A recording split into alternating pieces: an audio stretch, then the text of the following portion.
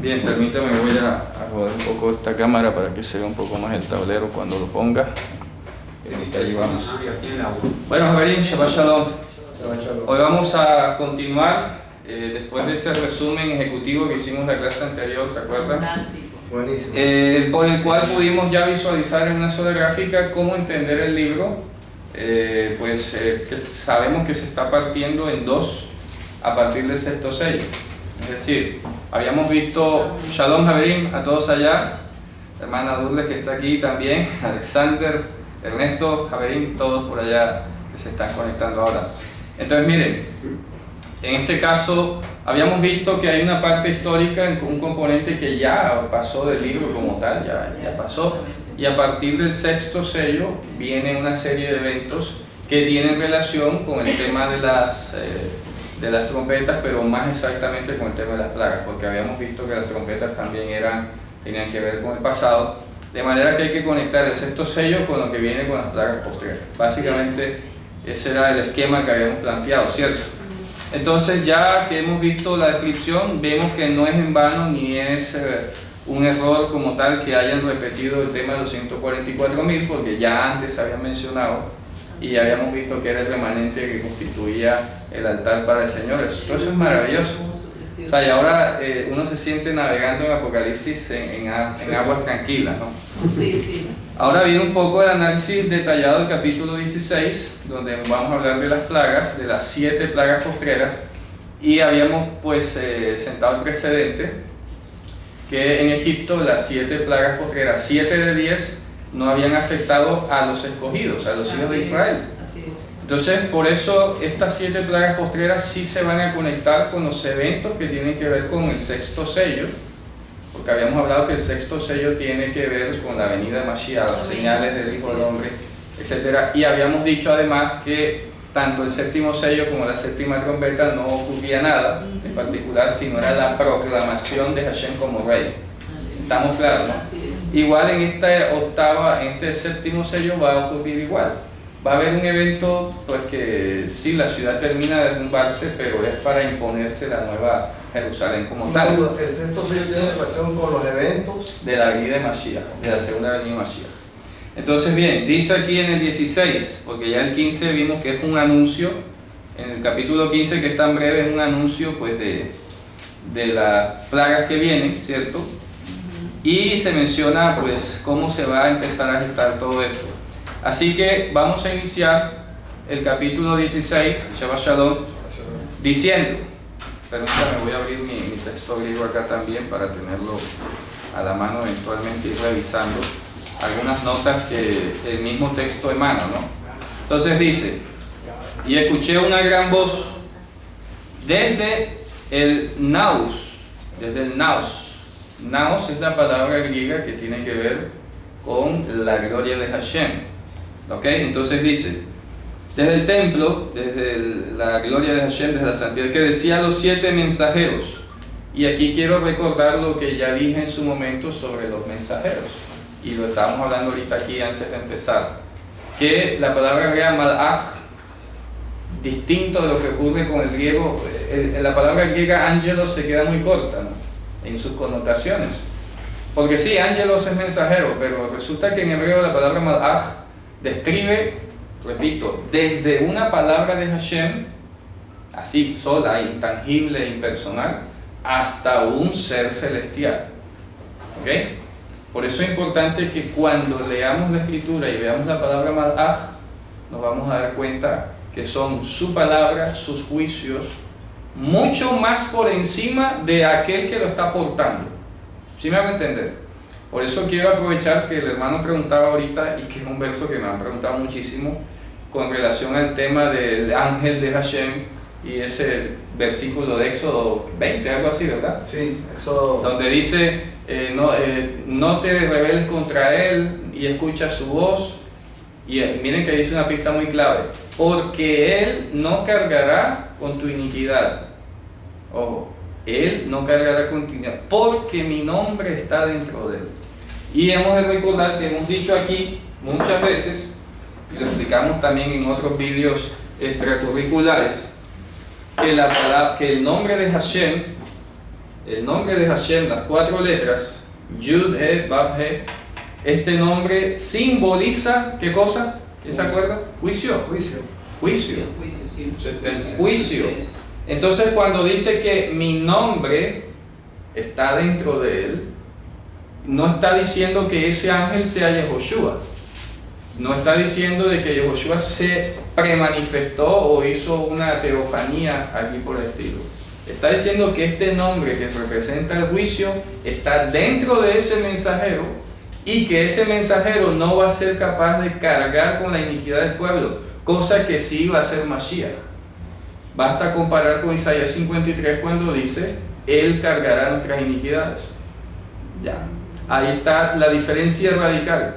Es decir, que este mensajero de Éxodo, que muchos siguen creyendo que es Mashiach, él simplemente viene a ejecutar un juicio de parte de Dios. Dice, oye, escucha su voz, no te rebeles, porque Él no cargará tu iniquidad, Él lleva mi nombre dentro de Él. Eso no hace que ese ángel sea Mashiach, ni por ahí. No sé de pronto por qué el pensamiento cristiano quiere ver allí a Jesús como lo ve como algo especial. Como algo especial. Como un ángel diferente a todos. Es correcto, como si fuera un ángel especial por encima de otro. Como dice ángel de Hashem. No, y lo ponen el ángel de Jehová. Así lo ponen. Y resulta que no, ni sale con artículo definido. Simplemente dice un mensajero de Hashem. Ya. Mi mensajero, sí, mi mensajero. Pues mira lo que dice en Malaquías, que lo estaba citando el hermano ahorita. Malaquías 3.1, aquí yo envío mi mensajero. ¿Y quién resultó ser? Juan Bautista. Y no es un ser alado, no es un ser celestial.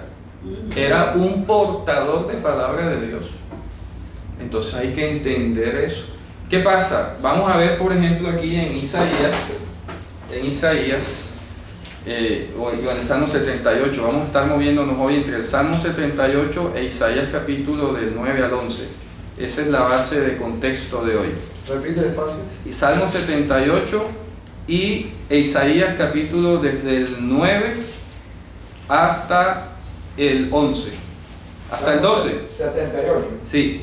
Miren, les voy a mostrar, por ejemplo, vamos a leer el Salmo 78 como contexto, desde el versículo, les voy a decir de dónde. Vamos a leer desde el versículo 39 en adelante. ¿Quién lo quiere leer, por favor? Y se acordó que era carne, soplo que va y no vuelve. ¿Cuántas veces lo enseñaron en el desierto? Lo enojaron en la soledad. Perdón, lo ensañaron en el desierto, lo enojaron en la soledad. Y volvían y tentaban a Dios y ponían límite al Santo de Israel. No se acordaron de su mano, del día que los redimió de angustia, cuando puso en Egipto sus señales y sus maravillas en el campo de Zoán. Y volvió sus ríos en sangre y sus corrientes para que no bebiesen. Oye, vamos reteniendo eso porque ese lenguaje lo vamos a ver en las plagas ahorita, ¿ok? Por eso estamos leyendo ahora, además de lo que vamos a aprovechar de aquí. Sí. Envió entre ellos enjambres de moscas que los comían y ranas que los destruyeron. Dio también al pulgón sus frutos, sus trabajos a la langosta. Sus viñas destruyó con granizo y su higuera con piedra. Y entregó el pedrisco sus bestias y al fuego sus ganados. Envió sobre ellos el furor de su saña. Ven, en la calentura de su nariz. Sí, ira, enojo, angustia y ángeles malos. Ahí está. Fíjate, ojo, vamos a entender esa frase. ¿Sí lo ves? Claro. Ahí dice ángeles malos. No, así no. Aquí Aquí dice destructores. Nada. Sí sale la palabra malos, pero ahora hay que entender que Malach aparece. Claro, Malach Ibrahim dice. Ahí lo dice. Oye, voy a leerlo en hebreo. Voy a leerlo desde el 40. Mira lo que viene diciendo, ¿ah? Dice que Dios hizo descargar sobre Egipto una cantidad de plagas. Plagas. Esas plagas, en resumen, son los mensajeros malos. ¿Sí me hago entender? Sí me hago entender. Mira, él empieza. Y es decir, mensajeros malos, es decir, pero ahora vamos a entender más exactamente la expresión mensajeros malos.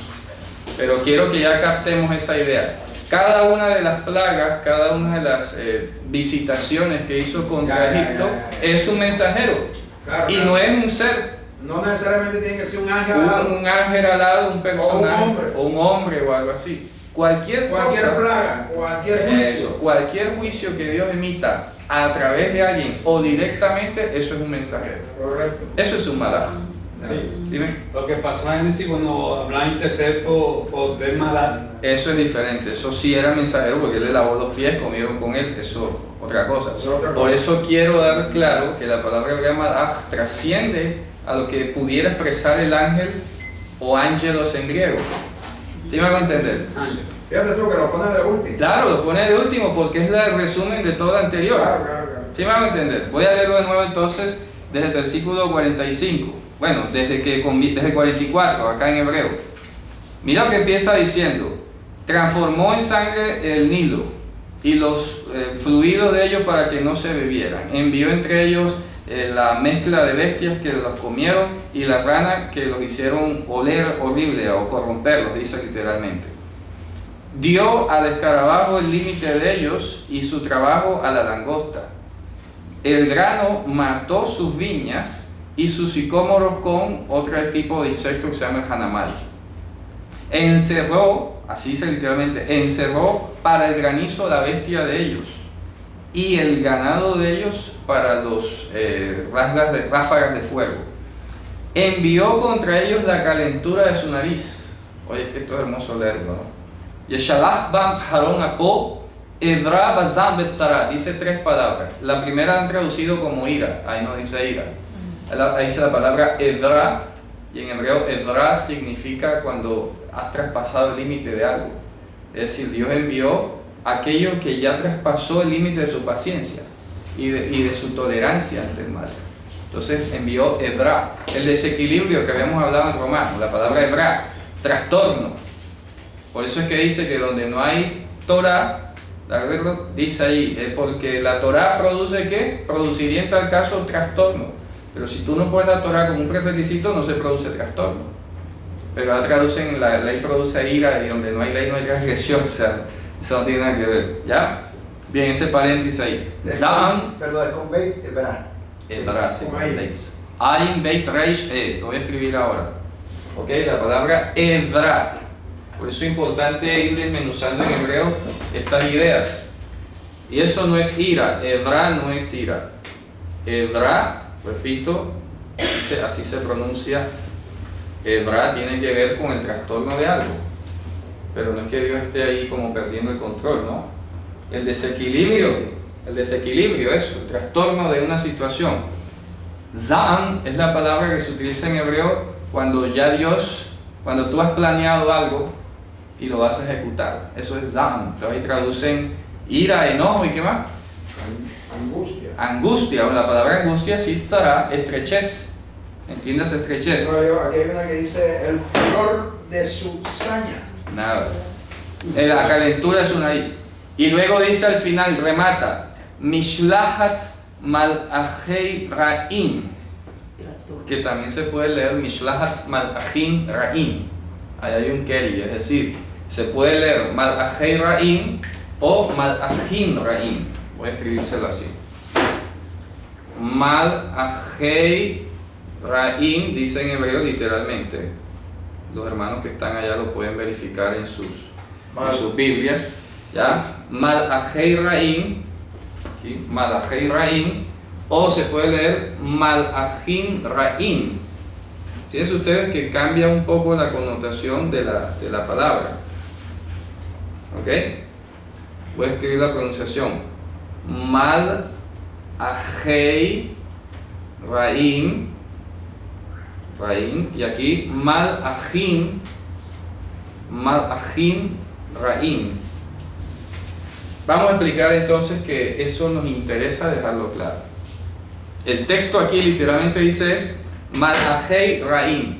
Literalmente sería mensajeros de las cosas malas. Claro. Ojo, De cosas malas. de las cosas malas. Pero ¿qué es malas? Entonces fíjate tú que el Salmo en muchas Biblias traducen ángeles malos. ¿Qué otra Biblia, qué otra traducción tienen por ahí? Destructores. Ángeles destructores. Entonces, claro, Enfatiza que es un ser que alado. es un ser alado, es lo que está enfatizando, pero el texto no te dice eso. No da para, o sea, el No- hebreo no da para, no da para para eso. casarse solamente. Es correcto, eso es lo que yo quiero que Aquí capten. es la figura de la concepción de lo que es ángel. Es ¿cierto? correcto, claro, por eso te digo que no es igual leerlo en hebreo que en griego o en español, porque con textos así, ya el hebreo te está diciendo, oye, no pienses siempre que es un ser como homínido allí, como antropomórfico, ¿ya? Que tiene alas o algo por el estilo, ¿cierto? Estamos hablando de cualquier cosa que lleva el juicio de Dios, Es un mensaje. eso es un mensajero. Que lleva juicio de Dios. Entonces estas plagas, cada una que fue un juicio contra un dios de Egipto, era un mensajero de Hashem. Claro. Ya, eso es todo. Sí, dime. O sea que los ángeles no necesariamente tienen que tener alas. Es correcto, es que, a ver, No. Un malar, un no, mensaje. no, no, No, él no va a Otra vez, no, lo que pasa es, yo te entiendo la idea de la pregunta, pero quiero como refinarla. Los ángeles existen definitivamente, Sí, sí. sí. Es la palabra. Pero es la palabra en hebreo que es mucho más amplia que lo que en castellano entendemos como ¿Sabes? ángel. Lo que, Malaj es cualquier cosa que lo lleva que se juicio. quiere decir es que no nos casemos con, cuando veamos un malaj, Con una sola- un ser angelical. Eso es, ¿ya? un ser ángel, celestial. un ser Pero celestial, Ni humano, ni humano, Sí, aunque no. puede ser, aunque puede ser. pero eso trasciende a juicio. Es correcto. es Pero correcto. el ejercicio aquí con... Por ejemplo, fíjate tú que dice que envió enjambres de abeja. Ajá. Es un mensajero. Es un mensaje. Una abeja no puede ser un malaj. Claro, claro que sí. Sí. Es No, correcto. no dice que estaban haciendo juicio. Claro, Pero correcto. es que la pregunta de Shmuelito es interesante porque yo me acuerdo que un amigo me decía, los ángeles sí existen. Sí, Es que nadie ha discutido que no existen. sí, exacto. Y nadie está diciendo aquí que no sean alados. Claro. La sí, Biblia lo algunos, describe sí, que algunos que seres acá- celestiales tienen alas, como los serafín, los querubín, claro, sí tienen alas. Pero es que la palabra malaj es mucho más amplia. ¿Qué ves? Es mucho más amplia que un ser celestial, que un ser humano, sino que en general es el mensaje de Dios que va allí implícito y que Dios puede utilizar cualquier vehículo. Como decía el hermano ahora, desde una abeja, desde un granizo es un mensajero de Hashem. Granizo. ¿Sí? La piedra. Se La habla- piedra que mandó La piedra, David. todo eso es mensajero de Hashem, es Malach Hashem. ¿Está claro? Bien, eso es importante, por eso el Salmo nos va a hacer una ayuda de contexto hoy para terminar de entender esto. Entonces aquí cuando dice que los 7 ángeles, ya tú no piensas que tienen que ser 7 seres celestiales, Exactamente. sino que son las 7 juicios postreros. Entonces los 7 ángeles que tenían las 7 plagas postreras, ¿sí? Los 7 mensajeros que son las 7 plagas postreras. ¿Qué son? ¿Qué son? Sí, es fácil de entenderlo. ¿Me entiendes? Entonces dice, y fue el primero y derramó, todo esto es lenguaje figurado, ¿no? Su copa sobre la tierra, y vino una plaga mala y dañosa sobre los hombres que tenían la señal de la bestia y sobre los que adoraban su imagen. Estamos en el 16.2. Entonces, como yo lo alcancé a explicar en el resumen que hicimos en la clase anterior, vemos que van a haber juicios sobre la tierra, sobre el mar, sobre el río, sobre el sol. ¿De acuerdo? Y eso en últimas lo vamos a ver resumido en los capítulos de Isaías que vamos a leer ahorita. Entonces, lo que hay que tener claro es que estas 7 plagas postreras o estos 7 mensajeros postreros, ya para ir acostumbrándonos, lo que van a hacer es juicio sobre los que tienen la marca de la bestia y su imagen o su número. O sea, esto no es para los creyentes, que quede claro. Y el objetivo fundamental, el objetivo militar de estos 7 mensajeros o estas 7 plagas es acabar con la bestia y el falso profeta y todo lo demás. ¿Okay? Por eso son las 7 plagas postreras, porque no va a afectar a los escogidos. Pero hermano, disculpe, eso me parece interesantísimo, la N potencia, precisarlo que estos juicios no son para el remanente. No, para nada. Eso pareciera que fuera una sola línea de narrativa claro. que en ninguna parte dice, debería decir, un momento, aquí hacemos un par, a partir de aquí Claro. empieza un juicio sobre los no creyentes. Correcto. Esto es, los remanentes no estamos cobijados, Por este tipo de pero juicios. no lo dice. Entonces, Claro. cuando uno oye, asume que entra dentro de esa Dentro de toda una amalgama de hechos allí como desencadenados Eso, claro, y eso mundiales y todo. No, aquí está diciendo claramente que esto es Las plagas postreras, así como en Egipto, las 7 plagas postreras solo fueron juicio a los dioses de Egipto y a todos los que adoraban a otros dioses, porque es que acuérdense, y aquí vale la pena decir y recordar lo que el número 7 indica. El número 7 indica la plenitud de algo, por ejemplo. Entonces, no solamente fueron los dioses de Egipto, es que, como yo lo señalé, cualquier otro de otra nación que hubiese llevado su culto a su dios a Egipto, ese también caía allí. Porque en últimas, yo creo que alguna vez, un día de esto voy a hacer una especie de conferencia sobre los desarrollos y los préstamos de las deidades en la antigüedad. Todos sabemos que, por ejemplo, ahorita vamos a ver que el famoso Shinar es el mismo Zeus, ya el de Babilonia, acá en Grecia, y de Zeus pasó a Júpiter, ¿tá? Entre los romanos.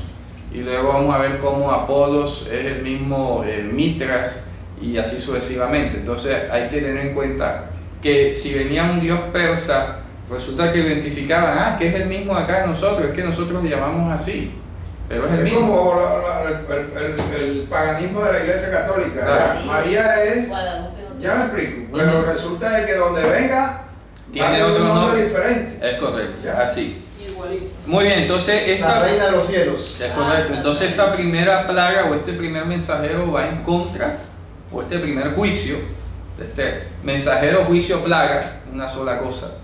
Este primer mensajero, juicio, plaga, va contra los que adoraban a la bestia, su imagen o tenían su señal. Ya sabemos que la señal de la bestia es la apostasía. Así es. En todas sus formas, en todos sus nombres, en todas sus manifestaciones, va a estar relacionada con la apostasía. Así que esto es para los apóstatas, no es para más nadie, ¿no? Y hay que anotar algo importante, ojo, que esto es muy importante. Apóstata se le llama a aquel que ha estado en la verdad y se ha apartado de ella. Tremendo. O sea que y por eso le hemos venido diciendo que el objetivo de este libro es la iglesia. El objetivo de este libro no es tanto el mundo.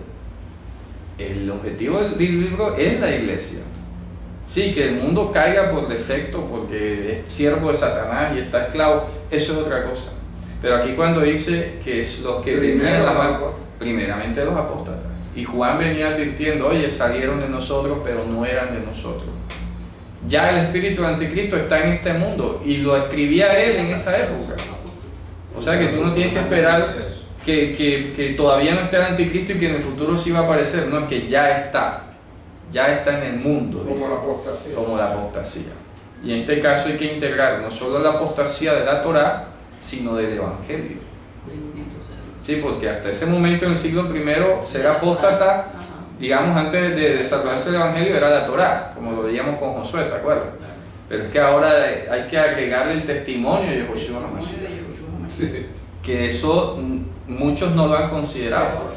Pero hoy, más que nunca, gracias a la influencia que está ejerciendo el judaísmo y algunas otras religiones, muchos están apostatando de Mashiach. Yo conozco, repito, amigos cercanos que inclusive hicieron discipulado y todo, y se fueron a las salas del judaísmo rabínico, ¿de acuerdo? Y terminaron negando al autor de la salvación. Así es.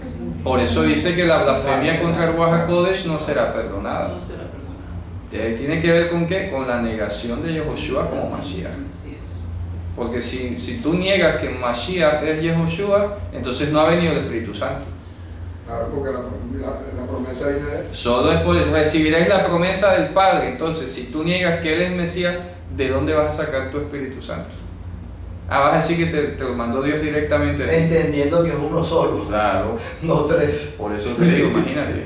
Pero el asunto es así de complicado, ¿no? Bueno, sigamos. Entonces mira que el segundo dice, y el segundo mensajero, el segundo portador de juicio de Hashem, ¿ok? Para que quede más amplio, derramó su copa sobre el mar y se convirtió en sangre como de un muerto, y toda alma viviente, fíjate tú, es decir, todo ser biológico viviente fue muerto en el mar. ¿Ok? Luego dice, y el tercer mensajero derramó su copa sobre los ríos. Bueno, esto parece que van a ser plagas como en Egipto, sobre aguas, Sí. ríos. Por eso hay que captar. O aquí mar es simbólico. Eso es lo que vamos a tratar de precisar, porque resulta que sí, como lo acabo de decir ahora, hay una parte como ya copada del libro que está basada en todos los simbolismos, y eso que tú acabas de preguntar es fundamental. Claro. ¿Son literales o son simbólicas estas plagas? Son literales. ¿Ok? Entonces, antes de responder, vamos a leerlas, vamos a analizarlas y vamos a ver qué implican. Porque indistintamente, y eso es lo que quiero que quede claro, indistintamente de si llegamos a juzgar que son literales o simbólicas, lo que hay que rescatar de fondo es el mensaje, qué representa. ¿Ok? Y después vamos a debatir si son literales o no, porque es una buena pregunta, es la pregunta del millón. Claro. Ah, pues si estamos hablando de un libro. Porque hasta ahora el libro ha sido simbólico, Todo el texto. todo el texto, y ha sido excelente el rendimiento de la simbología, y esta parte no escapa de esa simbología. Lo que Claro, pasa ¿qué hace que no escape? es Sería correcto. ¿Cuál sería la pregunta? ¿Qué haría que no fuese también simbólico? ¿Ok? Bien. Entonces dice, ya llevamos una plaga sobre los que adoraban la bestia, o sea, un juicio sobre esa gente. un juicio contra los apóstoles. Contra los apóstatas. Luego dice que el segundo derramó su copa sobre el mar y se convirtió en sangre como de un muerto, y todo ser viviente que estaba en el mar murió.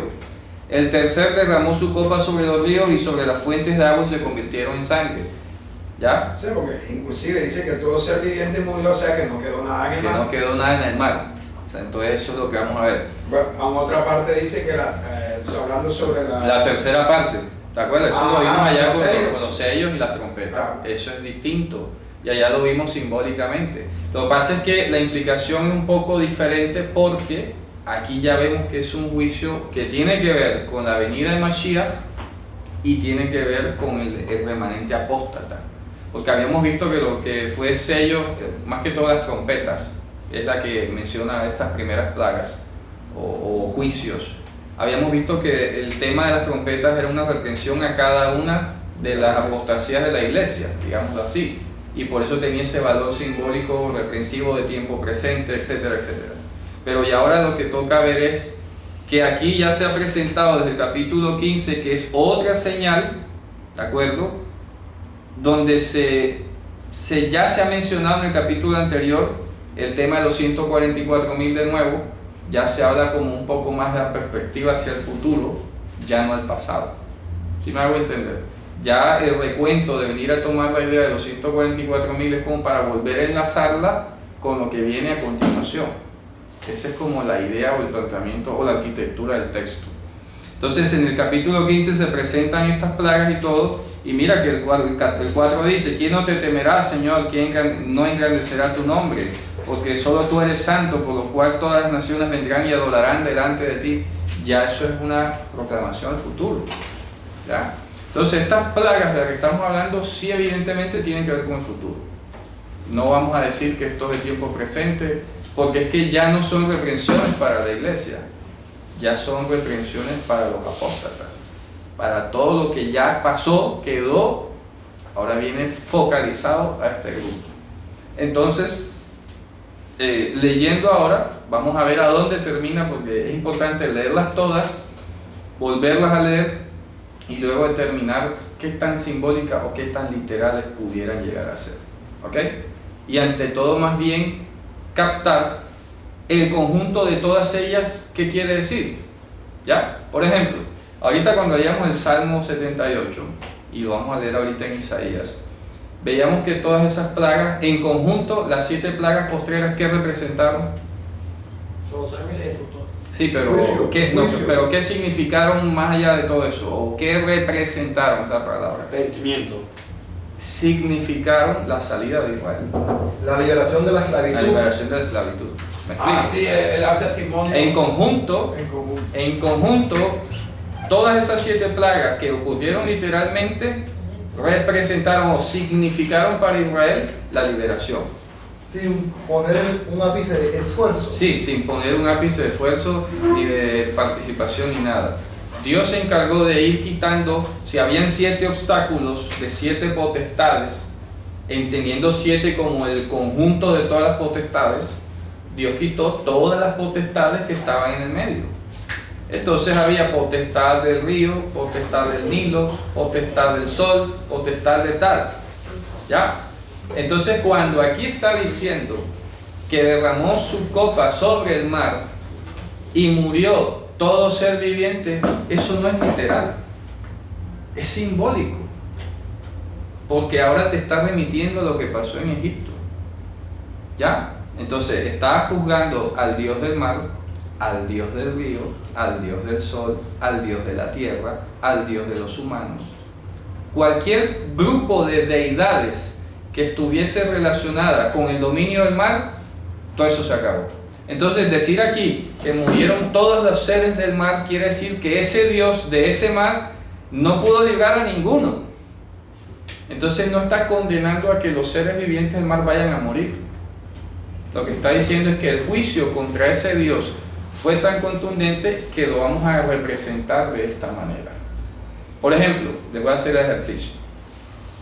¿Cómo podríamos dibujar el juicio contra el Dios de los primogénitos de Egipto si no es a través de poner por muerto a todo primogénito de Egipto?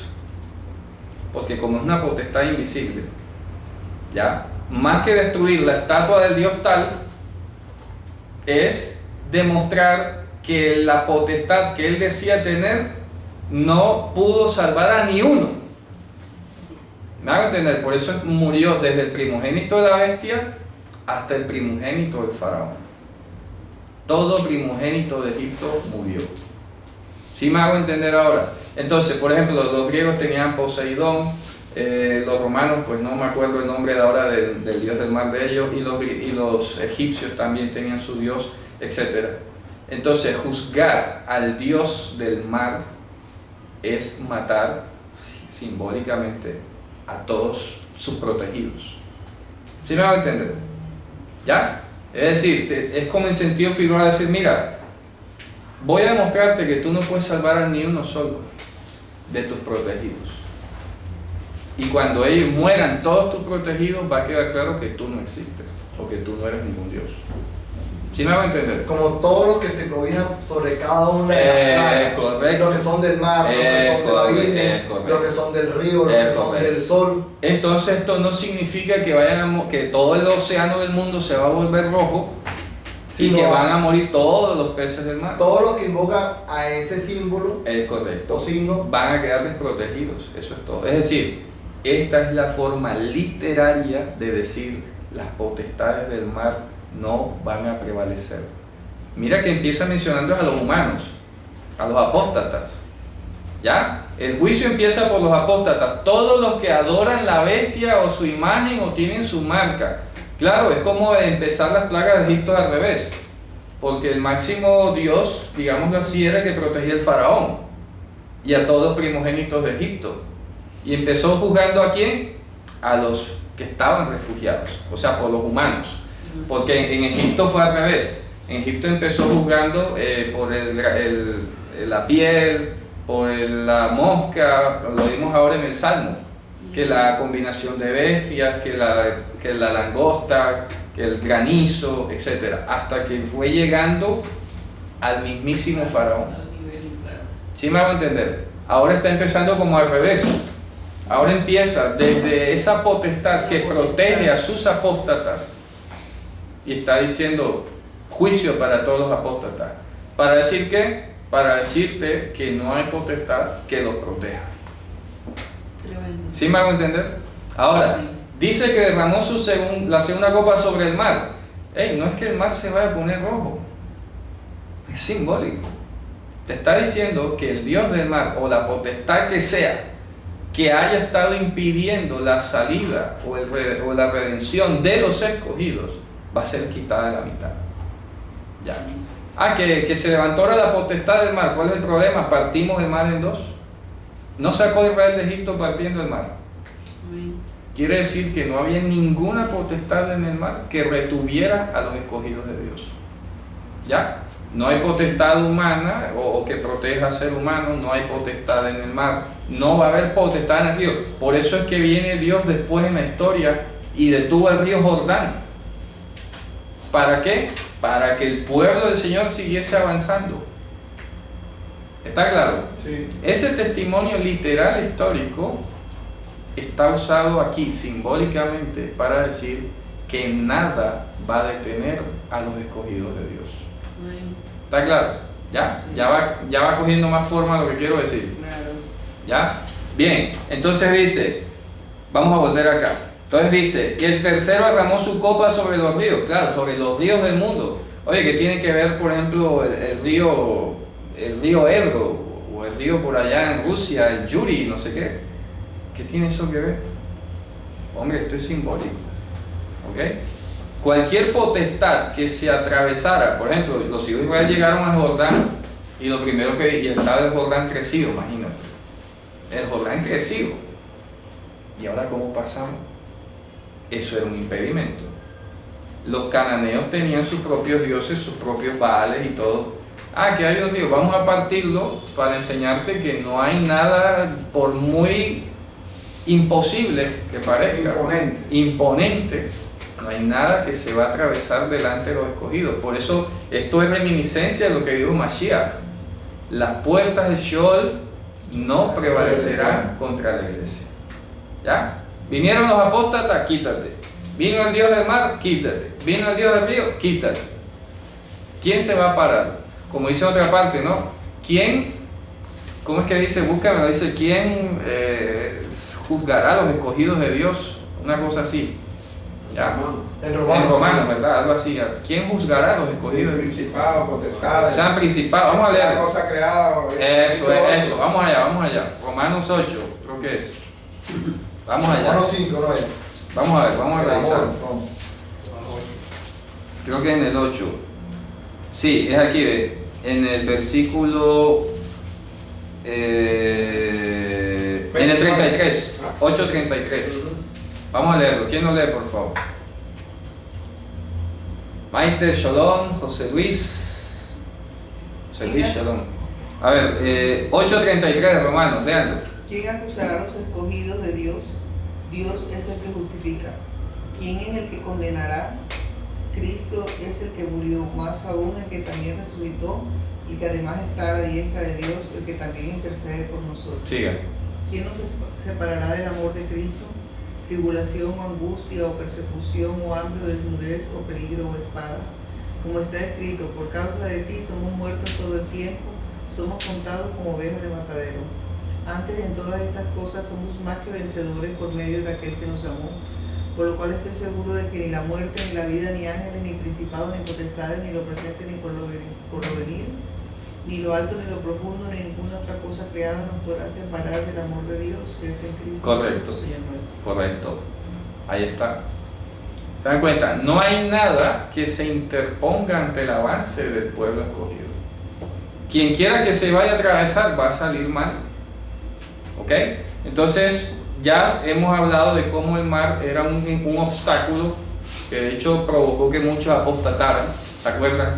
Ah, que Dios nos trajo fue para morir aquí y tal. Ey, yo les quería mostrar que el mar no era impedimento. Ya, pasaron. Cuando llegaron al río, y ahora el río, tampoco es impedimento. O sea, ¿ya? ¿Cuál es el problema? Tremendo. Abrí el mar, ahora no voy a abrir el río. ¿Ah? Están fregados. Bien. Entonces dice el tercero, dice el cuarto. Y oí al ángel de las aguas que decía al mensajero de las aguas: justo eres tú, fíjate, justo eres tú, oh Señor, que era el santo, porque has juzgado estas cosas. Porque ellos derramaron la sangre de los santos y de los profetas, también tú les has dado a beber sangre, pues se lo merecen. Claro, está retribuyéndoles a ellos. Así Y había el otro del altar que decía: ciertamente, Señor Dios Todopoderoso, tus juicios son verdaderos y justos.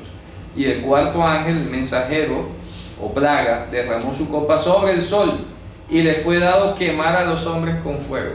Es decir, supongamos que el dios Atón, ¿ya? El dios Atón era uno de los más grandes dioses de Egipto, ¿ya? Del Egipto de etapa media.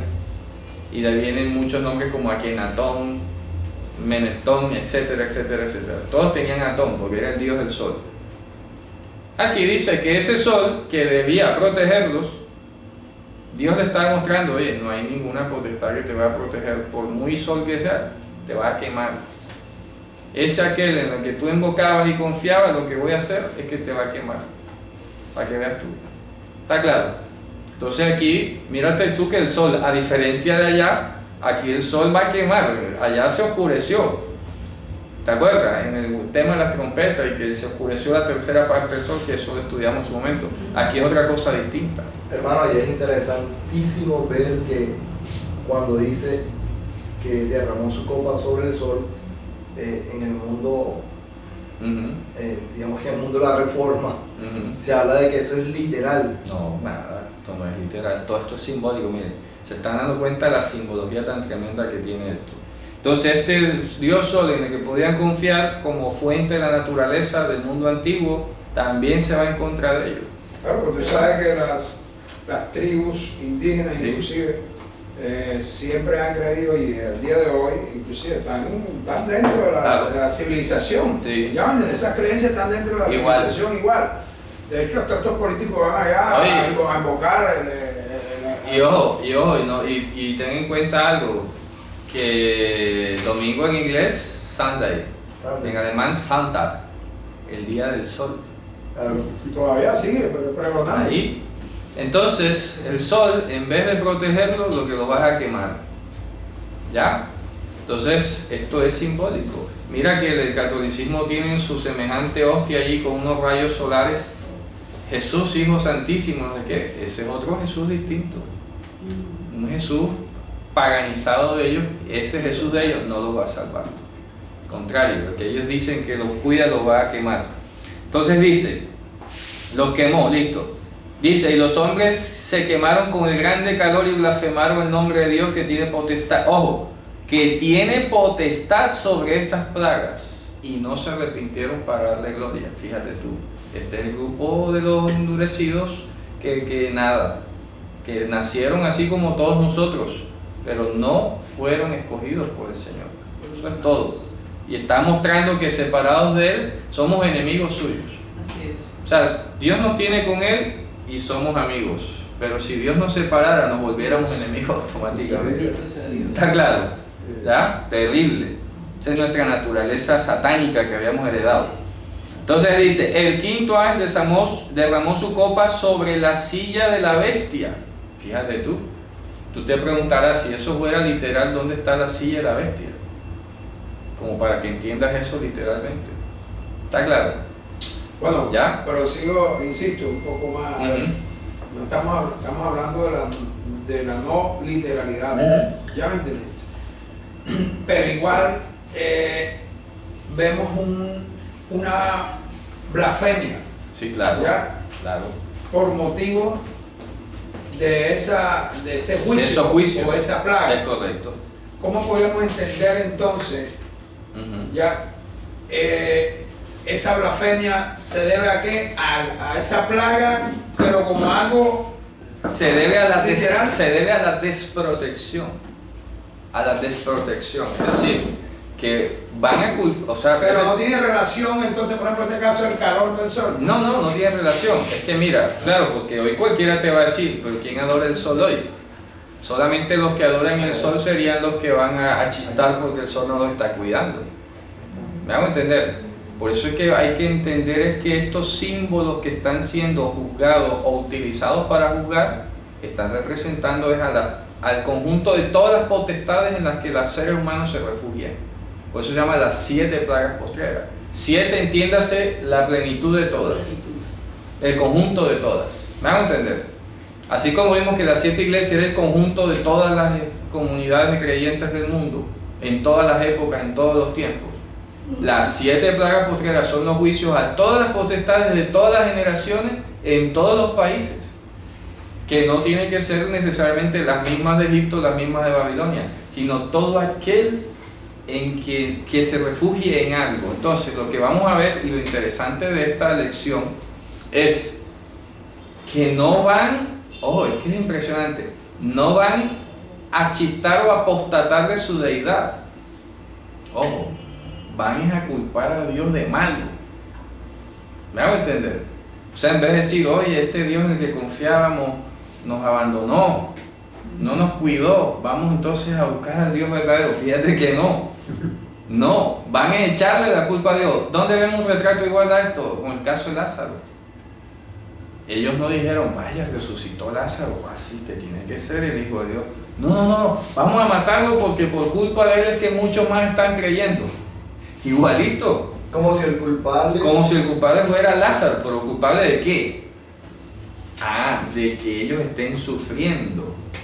Fíjate tú. Porque ese hecho invitaba a que creyeran es correcto. en la esperanza de vida eterna. Estos juicios de Dios deberían por naturaleza en condiciones supuestamente normales. Si el hombre fuese en realidad racional y capaz de elegir el bien, deberían terminar en una elección del hombre hacia Dios. Resulta que no. Aquí está diciendo que van a blasfemar contra Dios. Claro, por eso es que no se arrepienten. Claro.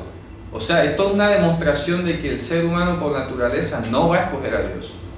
Porque aquí dice que juzga a Dios sus deidades en las que se confía y en vez de decir mi deidad me abandonó, Dios es malo. ¿Sí o no? Está claro aquí. Por eso es que tú tienes que captar la esencia del metalenguaje que está escrito aquí. ¿Está claro? Es como hoy, o sea, como hoy. A ver, nosotros se nos ataca muchas veces porque negamos esas deidades. Es correcto. Y atacamos esas deidades espiritualmente. Es correcto. ¿Ya me entiendes? Sea con las palabras, sea con oración, etc. Claro. ¿Ya? Entonces muchas veces ellos blasfeman del Dios de nosotros. Es correcto. Pero ellos no blasfeman de las deidades, sus nada, divinidades. Nada. ¿Ya me entendí? Y eso se lo dijo Dios con el profeta Jeremías al pueblo de Israel. Oye, pasa las costas, pasa las islas. Esos dioses le han quedado mal a esos pueblos. Y esos pueblos admiten que es culpa de ellos y nunca lo han abandonado. Solamente mi pueblo Israel, conmigo que soy el verdadero, les pasa algo, yo soy el malo.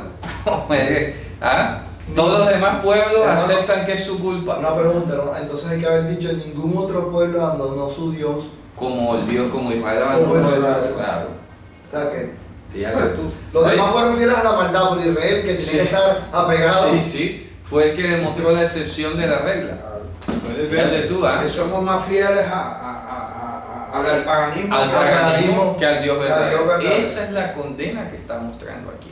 Y sin embargo el mundo critica a Israel, Claro. pero nosotros nos vemos reflejados en Israel ahí. Correcto, total. Israel es la representación de lo que es la humanidad. Es que es la extracción histórica. Yo siempre me viene la imagen cuando están allá en la Antártida y sacan esos cilindros de hielo que luego los ponen así en una mesa y estudian la era geológica de las glaciaciones y es como una muestra histórica de lo que ha sido el planeta.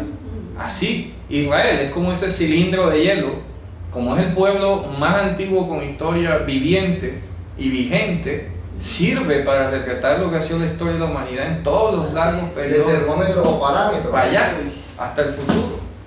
¿Ya?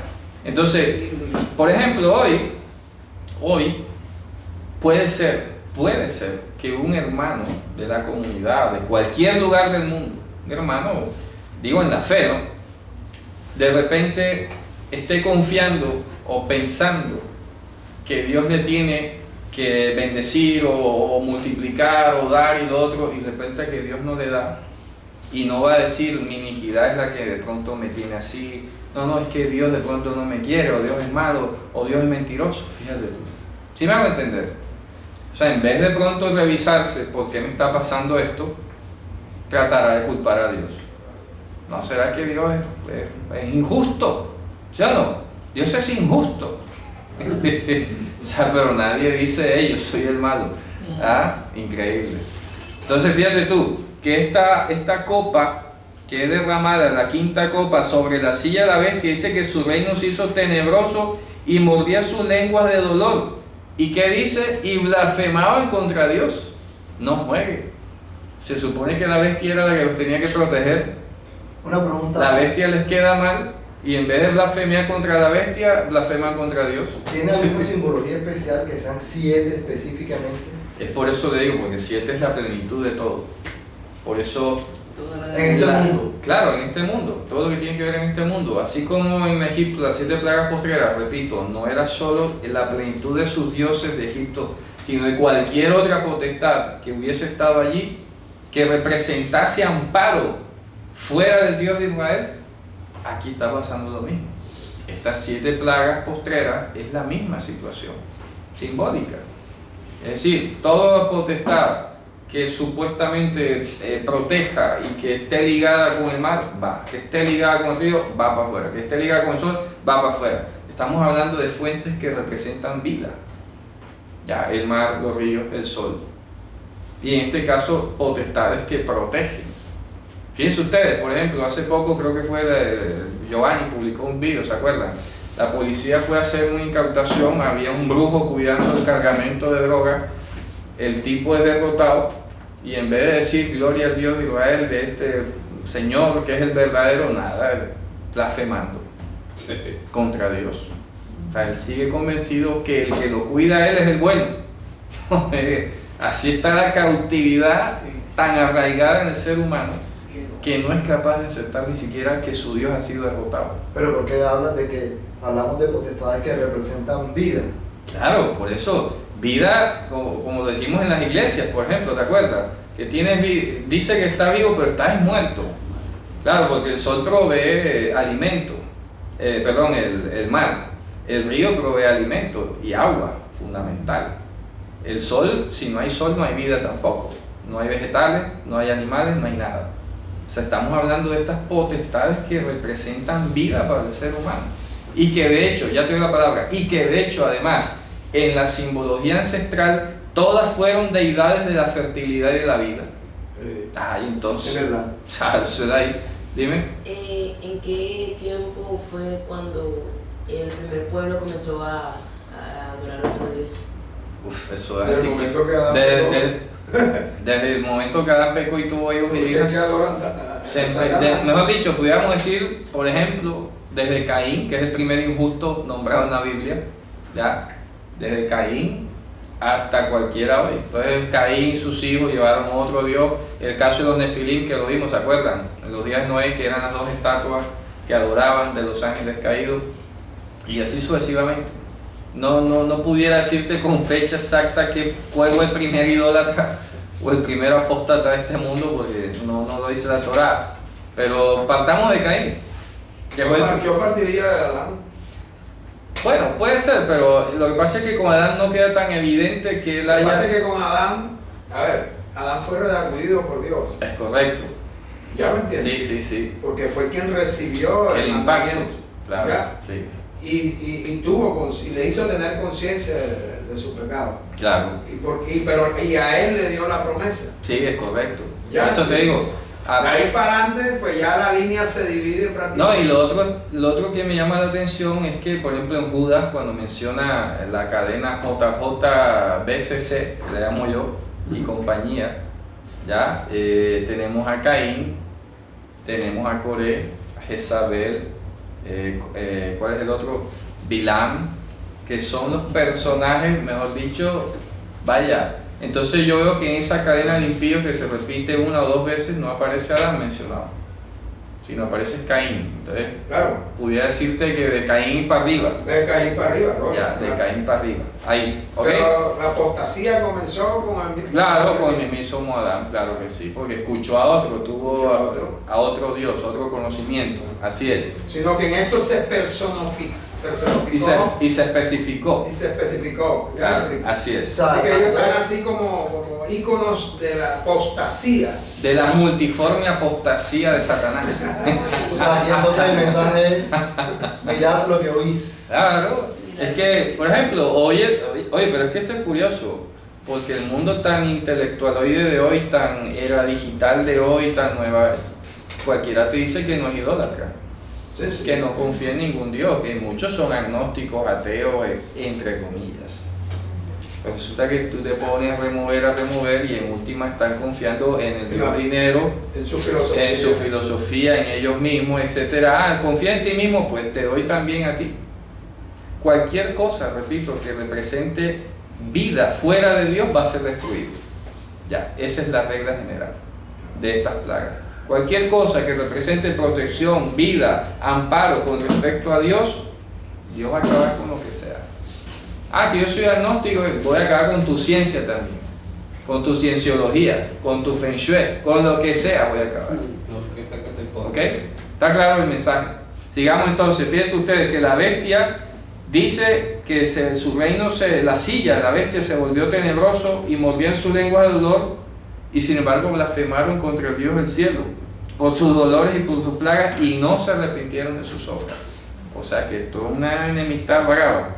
El sexto ángel derramó su copa sobre el gran río Éufrates, y el agua de él se secó para que fuese preparado el camino de los reyes de Oriente. Ojo, ahora vamos a hablar de esto. Y vi salir de la boca del dragón, que es Satanás, de la boca de la bestia, que es su reino mentiroso, y la boca del falso profeta, que es su representante, que puede ser también el ícono, ¿se acuerdan? De la bestia. 3 espíritus inmundos a manera de ranas, porque son espíritus de demonios que hacen señales para ir a los reyes de la tierra y de todo el mundo, para congregarlos para la batalla de aquel gran día del Dios Todopoderoso. Fíjate tú. Y aquí yo vengo como ladrón, bienaventurado el que vela y guarda sus vestiduras para que no ande desnudo y vean su vergüenza. Vamos a comparar aquí. Entonces mira lo que termina diciendo para el 16. Y los congregó en el lugar que en hebreo se llama Armegiddo. Fíjense ustedes. Entonces vamos a revisar esta última literatura. Estamos en la 6ª copa de la ira. ¿Ok? Estamos hablando de que cualquier potestad que represente protección o vida para la humanidad incrédula va a ser aniquilada. ¿Ok? Entonces, aquí dice que se derramó sobre el río Éufrates. Y por eso vamos a leer en Isaías capítulo 11, porque aquí viene algo interesantísimo en Isaías que se conecta con esa profecía. Acuérdese que hemos hablado que estas potestades, cualesquiera que se fueran a interponer para que Israel no fuese liberado, iban a ser quitadas de medio, removidas. ¿Ok? Si nos ubicamos, en Egipto las 7 o todas las enésimas potestades que se hubiesen interpuesto para que Israel saliera fueron quitadas. ¿Ya? Aquí estamos viendo que los apóstatas, el mar, el río, el sol, todo eso va a ser quitado. La silla de la bestia también quitada. Ahora dice que la última copa se pondría sobre el río Éufrates para preparar el camino a los reyes de Oriente. Y deja ahí como eso enunciado, no pasa nada, ¿no?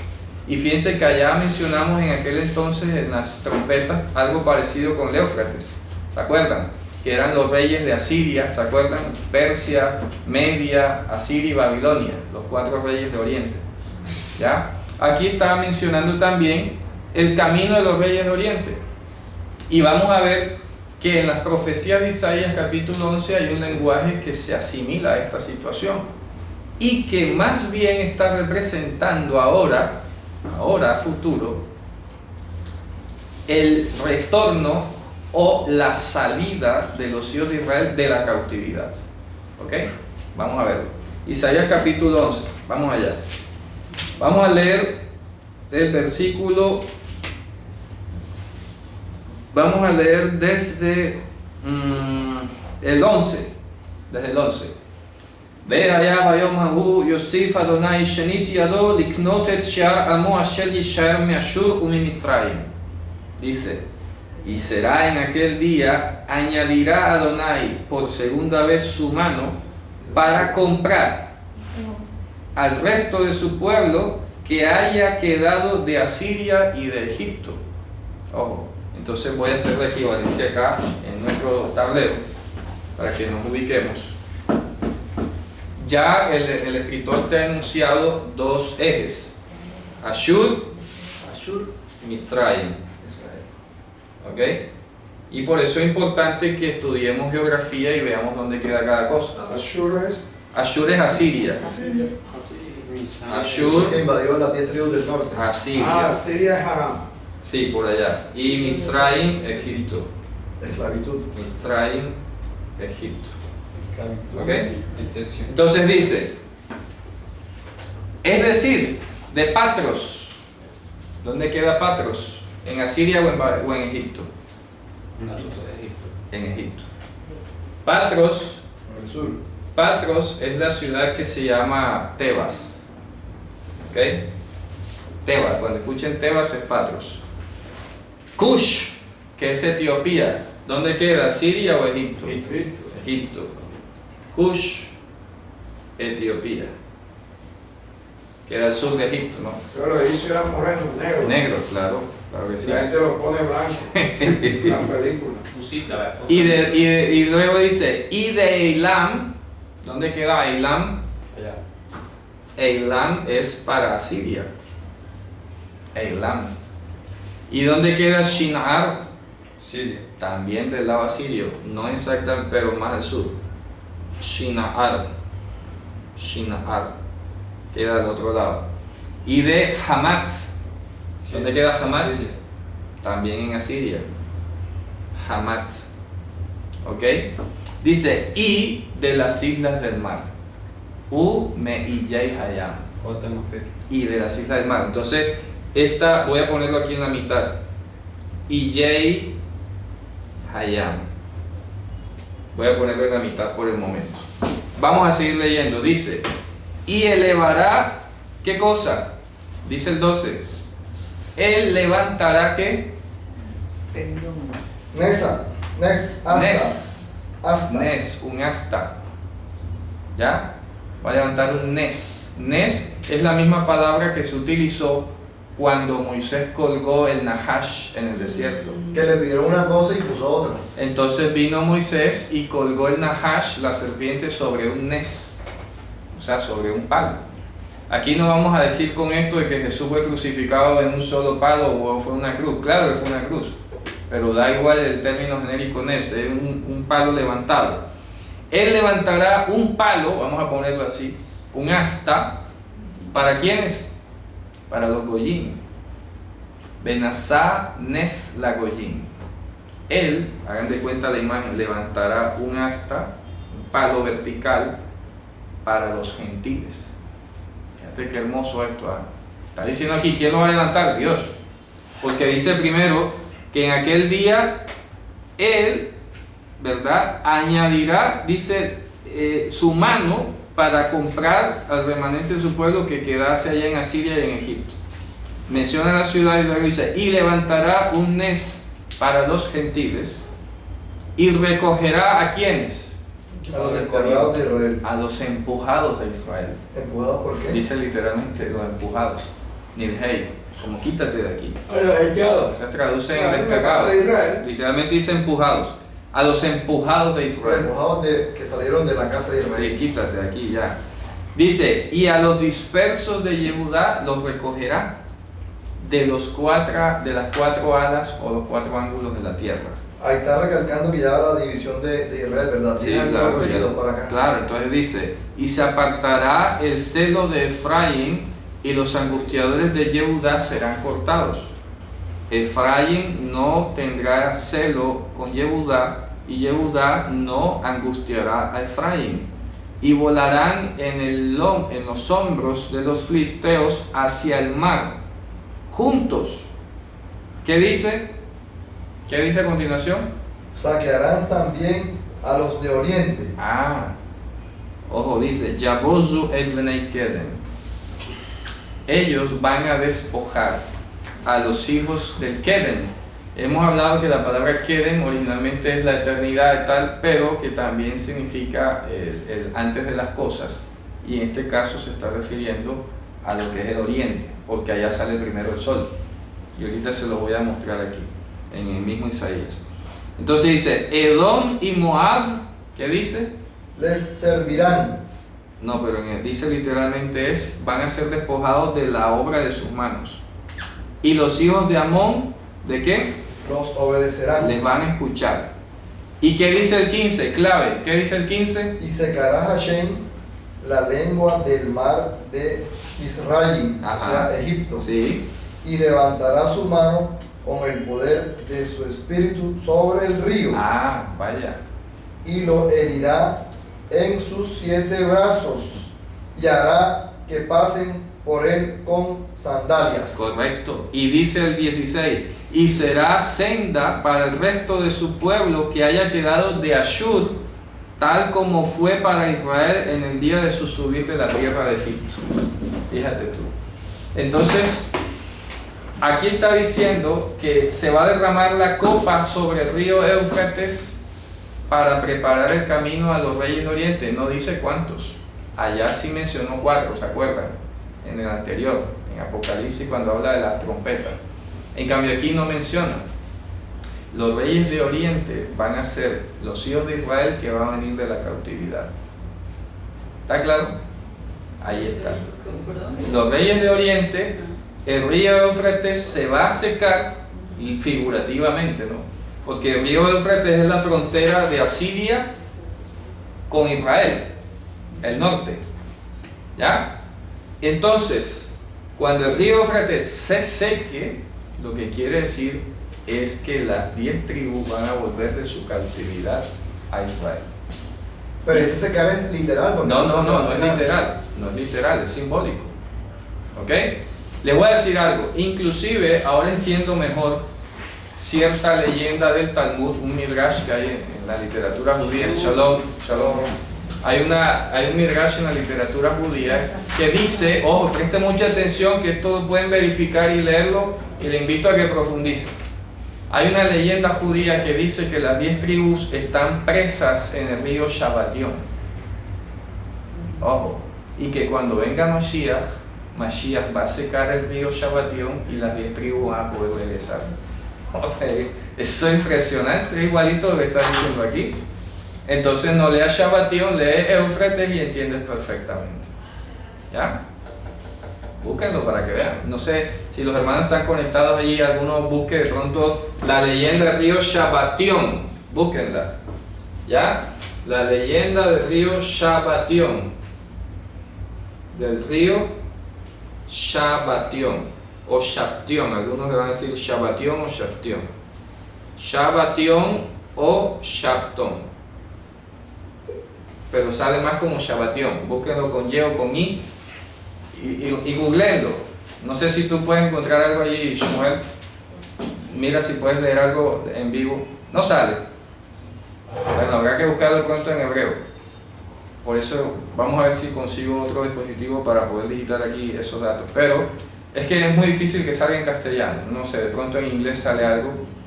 Pero busquen así, Shabbatión, el río Shabbatión. Es una leyenda talmúdica, repito, que dice que las 10 tribus están presas detrás de ese río. ¿Ya? Entonces cuando aquí dice que va a ser derramada la copa, la 6ª copa, sobre el río Éufrates para el paso de los reyes de Oriente, los reyes de Oriente son los hijos de Israel. Es decir, el remanente de la cautividad. El remanente de la cautividad de las 10 tribus, es decir, los gentiles. Entonces no tienes que esperar que el río Éufrates se seque. Eso es simbólico. También es simbólico. No se va a secar el río Éufrates literal. ¿Qué reyes van a venir? No se trata de eso. ¿Ya? Se trata de que proféticamente está diciendo aquí que Dios va a secar la lengua del mar de Egipto y del río, etcétera, para que pasen sus escogidos. Eso es simbólico. ¿Está claro? ¿Ya? Y mira lo que dice. Y será una senda pavimentada, una carretera, dice literalmente el verso 16 de Isaías. Veaitam silal ishar mo asher yishaer me Ashur. ¿Por qué menciona Ashur si ya Ashur ni existe? ¿Ya? Entonces tú te preguntarías, ¿cuándo se cumplió esto históricamente? Si esto es una profecía mesiánica, Asiria no existe. ¿Ya? Entonces, ¿cómo vas a esperar que el pueblo quede en Asiria? Eso es simbólico, por Dios. Eso es como creer la leyenda literal del río Shabbatión. Pues si son los gentiles, ¿cómo no solamente de ahí salieron? Es correcto. Entonces, se quedaron ahí. O se quedaron ahí. Entonces, como yo le decía a la mentada señora Rivka, señora que pues, compartí muchísimo, una vez ella me salió con ese tema. Pero es que las 10 tribus están en el río Shabbatión. Y dijo, oiga, pero ¿a usted no le parece que con tantos aviones y helicópteros rusos y de todo, ya no hubieran volado por encima del río y lo hubieran ido a rescatar? ¿No será que eso es como simbólico, señora Rivka? ¿Ah? ¿Usted cómo va? Y ella se quedó pensando que tiene razón. ¿Ya? Claro, pero ellos, lo hermoso y lo noble del pueblo judío es que ha preservado en su boca estas leyendas aunque a veces no las entienden. No captan el metalenguaje, pero es bonito saber que tienen esas leyendas en su boca. Así es. ¿Ya?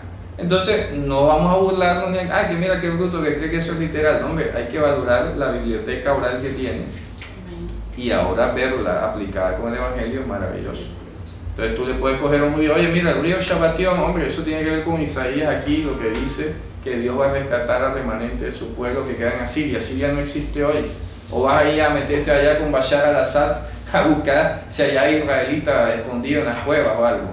Y vas a dinamitar el río Éufrates y vas a poner un canal para que... Oye, eso no es así. Eso es simbólico, dime. Encontré algo aquí. Dime, a ver, léelo. Según la literatura rabínica, el Shabatión, el río más allá del cual las 10 tribus perdidas de Israel fueron exiliadas por el rey asirio Shalmaneser V. Eso, sigue. En las primeras referencias con el Targum pseudo Jonatán, Ajá. al río no se le atribuyen atributos particulares, pero la literatura posterior afirma que hace estragos con los rápidos y arroja piedras 6 días a la semana. ¿Viste? Claro, porque si algún humano quiere ir a atravesar el río lo ataca. Por eso es que Mashiach es el único que lo puede atravesar. ¿Ah? Fíjate tú, una leyenda. Una leyenda. El problema es que alguien se cree eso en serio, lo cual es literal.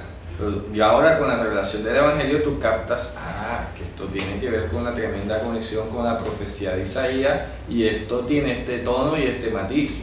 Dice algo más. Está compuesto de piedra, arena y llamas. Y hasta fuego creo que tiene como magma, el río Shabatión, ¿ya? Creo que es volcánico, lo escriben así, ¿ya? ¿Algo más? Es imposible de cruzar, pero deja fluir cada Shabbat. Sí. Es imposible cruzar, pero deja de fluir cada Shabbat postrero, ¿ya? Oye, es hermosa la leyenda. Deja de fluir. Cada Shabbat. Cada Shabbat. Claro, Shabbat, no es cada séptimo día, es el gran Shabbat. O sea que es Mashiach el único, como es el Señor del Shabbat, es el único que lo puede detener. Ya. Y repito, detrás de ese río es donde están las 10 tribus. Por eso es que no pueden cruzar. Pero solamente en Shabbat es que lo van a cruzar. ¿Pero cuál Shabbat? ¿Sí ves? Mashiach. Amén. Por eso es que es el Señor del Shabbat, el Shabbat, etcétera, etcétera, etcétera. Bueno, sigan leyendo sobre eso allá, los hermanos también, y les queda pues profundizar, pero es una leyenda muy bonita. Entonces aquí dice que esta copa va a ser derramada sobre el río Éufrates para preparar el camino a los reyes orientes. Los reyes orientes son aquí los hijos de Israel, simbólicamente hablando, ¿no? Entonces dice, listo, ya eso quedó claro. Vi salir de la boca del dragón el tema de los 3 espíritus inmundos a manera de ranas, porque son espíritus de demonios que hacen señales para ir a los reyes de la tierra, y la finalidad de eso es prepararlos para la guerra de Har Megiddo. Har Megiddo es un sitio geográfico literal de Israel. O sea, estos reyes, a ver, este versículo 12 no está dentro del contexto del 13, ¿Cómo así? del versículo 13. No, es que son cosas distintas, porque este es el sexto ángel que tiene una finalidad de preparar el paso o la carretera para los reyes de Oriente. Eso es como un paréntesis ahí. Y ahora viene el 13. Eso es lo Y que vi digo. salir de la boca del dragón otra cosa, un hecho paralelo. ¿Ok? Vi salir de la boca del dragón y de la boca de la bestia y de la boca del falso profeta, que es su icono, o sea, la apostasía, 3 espíritus inmundos a manera de rana. Hay una discusión sobre eso porque inclusive la palabra rana no es que sea tan firme en algunos manuscritos, pero yo no me voy a meter con eso, yo prefiero dejarla allí. Sinceramente no sé qué puede llegar a implicar, pero aquí pues está entredicho esa expresión, Hosbatraji, pero pues no, queda como enigmático allí, ¿no? No me voy a meter a tratar de definir porque sinceramente no he recibido nada de parte del Señor para decir las ranas son esto o lo otro. ¿Ya? Me queda de pronto la idea de que hay que investigar lo que era el dios de la rana o representado con rana en Egipto para de pronto entender más adecuadamente qué pudieran proyectar estos 3 demonios. ¿Ya? Pero bueno, el objetivo final aquí es congregar a los reyes de la tierra, la apostasía va a congregar a los reyes de la tierra en el día, en el Har Megiddo. Har Megiddo queda en el monte Carmel, en el norte de Israel, frente al valle de Israel. Lo vimos en la clase de la Haftará, ¿se acuerdan? Y ahí queda el famoso Har Megiddo, que al pasar al griego queda como Armageddon y pasó al castellano como Armagedón. Así es. En hebreo es Har Megiddo. Está ahí frente al valle de Israel. Dime. ¿Qué significa esa palabra? La palabra, fíjate tú que Megiddo significaría así como la ves en hebreo, el monte del que le es opuesto. ¿Ya? Har Megiddo. Así es lo que. Otros dicen que la palabra Meged significa rebelión. Pero si tú lo tomas desde Meged, sin ponerle Dagesh, cambia un poco el significado. Así que está entre el monte del que está en contra de él o el monte de la rebeldía. Así, ¿ok? Entonces, el asunto es que los lleva a Har Megiddo y dice que el séptimo ángel, el séptimo mensajero, el séptimo malaj, derramó su copa por el aire y salió una grande voz del templo del cielo, del trono, diciendo: hecho es.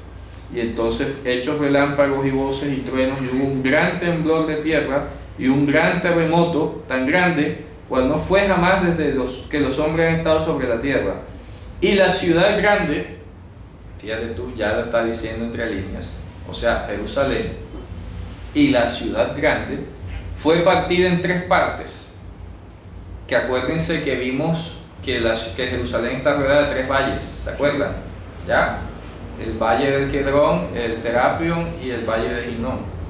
Así que en 3 partes se puede partir la ciudad literalmente, y que es parte de la falla de Jordán, ¿no? Entonces dice: y las ciudades de las naciones cayeron, es decir, la gran Babilonia vino en memoria delante de Dios para darle el cáliz del vino del furor de su ira, y toda isla huyó y los montes no fueron hallados, y cayó del cielo sobre los hombres un grande granizo como el peso de ¿Cuáles son Jerusalén. esas ciudades de los gentiles? La ciudad de los gentiles, lo que está diciendo, justamente lo vimos en la clase anterior, todas las ciudades sobre las cuales vino juicio, que no son sino la proyección de Jerusalén, es decir, Edom, Tiro, Babilonia, Ashur, Nínive, todas esas ciudades de los gentiles sobre las cuales hubo profecía que en realidad representaban a Jerusalén terrenal, a su sistema de gobierno y su religión, esas son las ciudades de los gentiles. Ya, simbólicamente hoy, hombre, todo aquello que sea ícono de lo que emana la gran ramera, ya, en cualquier lugar donde se encuentre. Las islas, siempre en la isla en hebreo, y acuérdense que una vez lo expliqué en la primera haftará de Génesis, que la palabra isla en hebreo también significa chacal o perrillo. Sí, claro. Ya, entonces habíamos visto que las islas esperarán al Señor, hombre, los perrillos, los gentiles. La mujer sirofenicia. La mujer sirofenicia. Entonces, aquí dice: toda isla huyó, es decir, hombre, los gentiles, los ejércitos de los gentiles también puede ser que representa allí, no fueron hallados. Una pregunta, Dígame. para seguir con lo del hermano Orlando. Dice: y las ciudades de las naciones cayeron. Como allá hay una I, y usted leyó, hermano, que dice: o sea, la gran Babilonia. Es decir, la gran Babilonia. Quitamos I y ponemos. Es decir, claro, porque la gran ciudad es la gran Babilonia. No que fueran las ciudades y Babilonia. No. Jerusalén terrenal y metafóricamente hablando, repito, su sistema, su gobierno, su religión, cualquier cosa que represente la apostasía que emane de allí, más con toda su red en el mundo, es lo que es la gran Babilonia. Ya. ¿Sí está claro? Aquí lo está especificando. Y cayó la gran ciudad y la ciudad de las naciones, es decir, la gran Babilonia. O sea, no solamente Jerusalén. No sino- solamente Jerusalén, obviamente. Ok. Pero ya sí, este es un concepto más amplio. No, es que yo lo hice en la clase anterior porque yo creo que había que hacer un poco ese énfasis de que yo no tengo nada en contra de la ciudad. Yo no odio a la ciudad de Jerusalén ni nada por el estilo. Me estoy refiriendo a su sistema político-religioso que esté encaminado a la apostasía o que se prepare para la apostasía. A eso me refiero. Por eso, no sé si fuiste tú, hermano Orlando, que preguntaba sobre la posibilidad que hay de que la proliferación de todos estos movimientos mesiánicos, raíces hebreas, tengan alguna origen en las políticas exteriores del Estado de Israel, es posible. Es posible. Sí, eso no se veía antes. ¿Por qué siempre ha existido el Estado de Israel? Pero de 15 años para acá es que han proliferado todas estas cosas. ¿De acuerdo? Entonces, ¿qué pasa? Que sí hay, y yo lo he dicho por aparte, se han descubierto canales de transmisión de información que vienen directo del rabinato de Israel, pasan por unos quiebres y terminan en líderes que eran cristianos y luego terminan siendo autoproclamados rabinos y maestros de Torah de la noche a la mañana y con una sabiduría de la noche a la mañana, ya, y resulta que no, todo eso tiene una razón de ser, ya. Fíjense ustedes, Dios nos ha guardado a nosotros. Dios nos ha guardado un equilibrio que definitivamente ha sido el Evangelio nuestra punta de lanza. Y no nos hemos dejado ya arrastrar ni de las fascinaciones del judaísmo o de la literatura rabínica ni nada, sino que hemos sabido filtrar por el Evangelio cualquier cosa y no dejarnos mover de allí. Pero ¿qué pasa? Que muchos caen en este tema, ¿no? Y unos de pronto no se han vuelto rabínicos o no han negado Mashiach, pero han entrado en la onda de comercializar con Israel. Entonces se van para Israel, transmiten desde Israel y ya, y venden su producto y hay tours y las cosas, ya, eso es un área. Eso es un área de operación. Esto, digamos, no me voy a atrever a decir que fomentan la apostasía ni nada, pero es un área de trabajo. Y la otra área es la que sí viene infiltrando herejías, infiltrando desinformación, desprestigio del Evangelio, etc., para terminar sembrando simplemente la apostasía en el pueblo. ¿Está claro? Entonces, por eso la Gran Babel es lo que representa a Jerusalén. Por lo que decía yo. ¿Por qué Jerusalén? Hombre, porque tiene una trazabilidad histórica y es la única ciudad en este mundo que puede apelar o evocar una relación con el Dios verdadero, el Dios de la Biblia. Ninguna otra. Entonces, por eso se utiliza siempre aquí, y lo hemos venido mencionando, a la Jerusalén terrenal como ese ícono de donde fluye la fuerza más grande en favor de la apostasía. ¿Está claro? ¿Ok? Bien. Entonces, terminamos allí el capítulo 16 y vemos que entonces ya el 17 hace zoom y se concentra en hablar sobre la gran ramera. Lo que es el capítulo 16, 17 y 18 vienen a hablar específicamente de los rasgos finales, determinantes, detalles de la gran ramera. Y eso es lo que vamos a seguir estudiando la próxima clase. ¿Está claro entonces? ¿Hemos entendido el sentido de las 7 plagas postreras? Fácil, ¿no? ¿Cierto? Vuelvo a la pregunta, hermano. Y para todos los que escuchen el vídeo, como todos tenemos un cronos en nuestra mente, Claro, cierto, que debemos derribar, y me imagino los que escuchan el vídeo también, claro. y aquí nosotros los hermanos de Barranquilla, es que quisiéramos, o en ocasiones, asumimos que esto es por etapas, Es correcto. cosa que no es así, Que no es así. que es un presente continuo, Sí. y que es un presente perfecto, Claro, cierto. claro. Y Pero que todo esto y todas estas 7 plagas vienen ocurriendo en la actualidad. No, lo que quiero decir y concreto, ojo, es que esto sí tiene un vínculo directo con el 6º sello, que es las señales de la venida de Mashiach.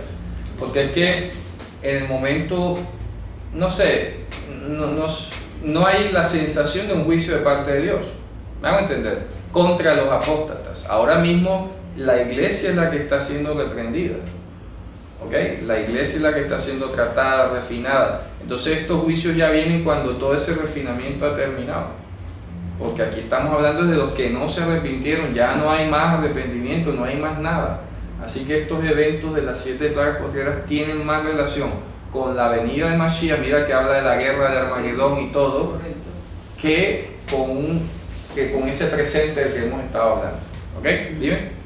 En el 21 dice, un gran peligro con piedras de casi un talento de peso cayó del cielo sobre los hombres. No obstante, los hombres blasfemaron de Dios Eso por la plaga de Federico. es correcto. Sí, esa es la plaga del pedrisco. O sea, se llama plaga no a enfermedades, sino a cualquier castigo. Ajá, o ¿Ya? sea que cuando el séptimo ángel derramó la última copa, la plaga del pedrisco. Es correcto, cayó ese juicio del pedrisco, el mensajero del pedrisco, que también cayó en Egipto y iba con fuego y todo lo demás. ¿Ya? Entonces, ¿qué pasa? Que esto, repito, son los juicios postreros para las naciones y que tienen más relación, no con un siempre presente, porque es que ahora mismo la gente no sería capaz de decir esto viene de parte de Dios o Dios nos está juzgando. Tiene que haberse producido una señal clara de separación entre los creyentes e incrédulos para que los incrédulos sepan y tengan certeza de que Dios ha hecho diferencia, como lo hizo en Egipto. Fíjate tú que en Egipto las 7 plagas postreras se notaron clarísimo que no afectaron a los hijos de Israel. Así es. El punto es, lo que usted dice, hermano, tiene que haberse producido un punto de diferencia. Sí, sí, claro. Es lo que obviamente Claro. volvemos al tema, todos quisiéramos sí. saber No. cuándo es ese punto de Y diferencia. tiene que ver con la venida de Mashiach. Por eso lo dije al principio, tiene que ver con el 6º sello. Esto de las 7 plagas tiene que ver con el 6º sello, porque es cuando se produzca la señal de la venida de Mashiach y algunos otros eventos que están ahí implícitos, que se va a poder distinguir quién es quién. ¿Ya? ¿Quiénes son los apóstatas? ¿Quiénes no son los apóstatas? Se tiene que hacer notorio efectivamente para entender cuándo inician las plagas, quiénes son efectivamente los apóstatas. Sí, no sé la diferencia entre los sellados y los... Claro, y los no sellados. Y los que tienen apostasía y los que no tienen apostasía. Entonces eso se tiene que ir consolidando poco a poco. ¿Ya? Tiene que irse viendo. Y ya en ese momento nosotros sabemos entender, uy, aquí empezó esto, aquí se está dando esto, etc. ¿Ya? Pero bueno, entonces ya en la próxima vamos a estudiar los capítulos 17 y 18, que son la descripción un poco más detallada de la bestia y la gran Babilonia. Y listo, y vamos para adelante. Ya casi vamos a terminar. Estamos bastante metidos ya, ¿sí o no? Sí, sí, señor. Entonces, bueno, Javier, con esto hemos terminado. Shabbat Shalom.